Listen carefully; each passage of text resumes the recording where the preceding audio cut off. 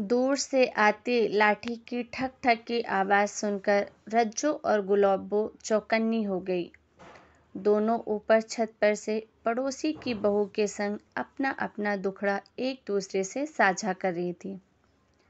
जैसे ही लाठी की आवाज़ कान में आई, बोली, अच्छा बहन, अब हम जाते हैं, अम्मा आ गई है।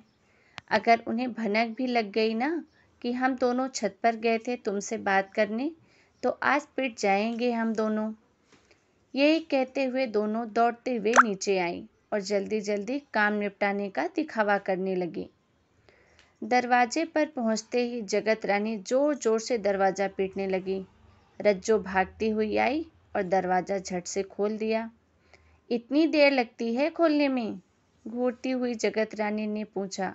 डर के मारे रज्जो ने कोई जवाब नहीं दिया, कहीं अम्मा लाठी न बरसा दे।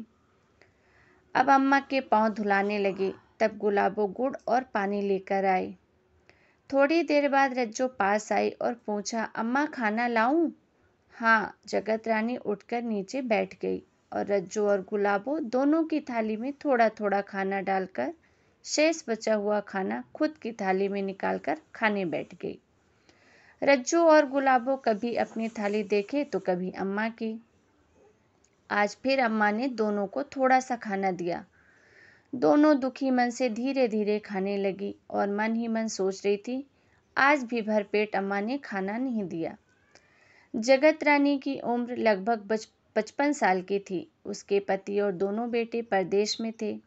यहाँ गांव में दोनों बहुओं के साथ रहती थी। घर की खेती करती थी। सिर्फ नाम की जगत रानी थी।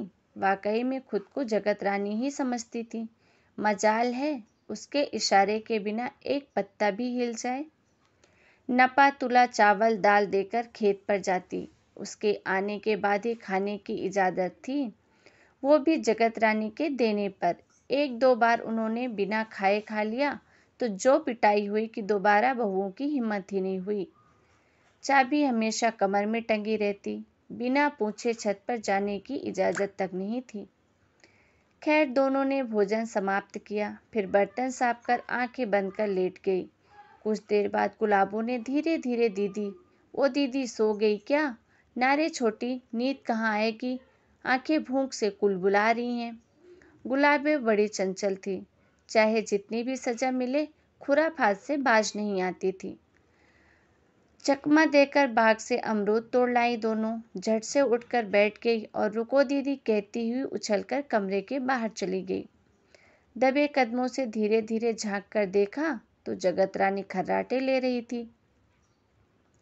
कमर पे टंगी हुई चाबी, जो शायद चुभने की वजह से बगल में रखकर अपने हाथों से पकड़कर सो रही थी।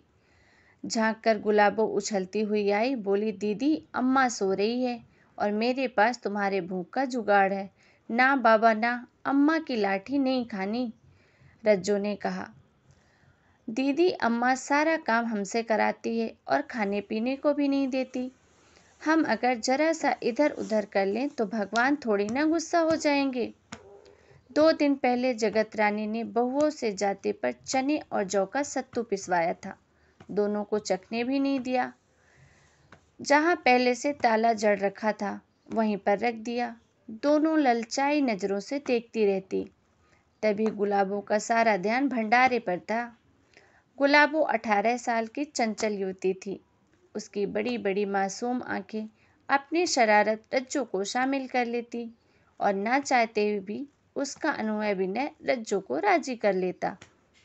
दीदी, अम्मा गहरी नींद सो रही है, चलो न सत्तू गुड़ निकालते हैं, मुझे उसकी सोंधी सोंधी खुशबू आ रही है।